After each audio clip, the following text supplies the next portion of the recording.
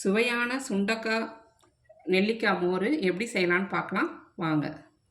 பேர் இந்த மோர் குடிக்கிறதுக்கு சுண்டக்காய் ஒரு 20 சுண்டக்காய், ஒரு 10 புதினா தழை, ஒரு 3 நெல்லிக்காய், கருவேப்பிலை ஒரு 20 25 கருவேப்பிலை, சின்ன துண்டு இஞ்சி, ஒரு அரை ஸ்பூன் ஜீரகம், அப்புறம் தேவையான அளவு மோர். ஃப்ரெண்ட்ஸ், சுகரு ப்ரெஷரு எல்லாத்தையும் கட்டுக்குள்ளே கொண்டு வரதுக்கும் ஹீமோக்ளோபின் சீக்கிரம் அதிகரிக்கிறதுக்கும் ஒரு சூப்பரான சுண்டக்காய் நெல்லிக்காய் கருவேப்பிலை புதினா தழை ஜீரகம் இஞ்சி போட்டு ஒரு சூப்பரான மோர் எப்படி செய்யலான்னு பார்க்கலாம்.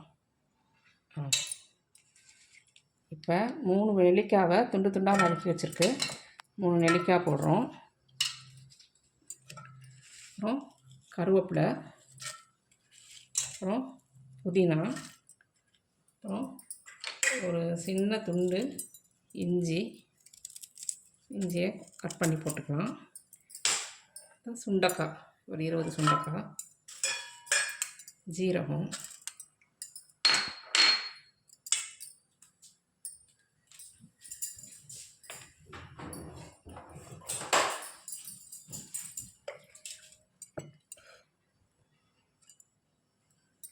தயிர்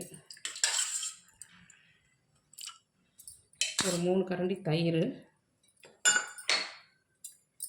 தேவையான அளவு உப்பு, இதை நல்லா போட்டு அரைக்கணும்.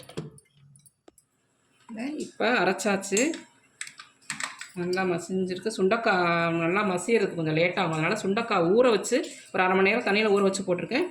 இது 3 பேர் குடிக்கிறதுக்கானது, அதனால் தண்ணி ஊற்றி நல்லா கலந்து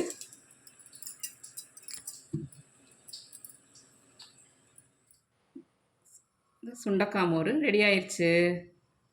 சூப்பராக இருக்கும் இந்த சுண்டக்காய் மோர். இப்போ ப்ரெஷரு சுகரு ஃபுல்லாக நார்மலுக்கு வந்துடும். ஹீமோக்ளோபின் அது தாறுமாறாக ஏறும்.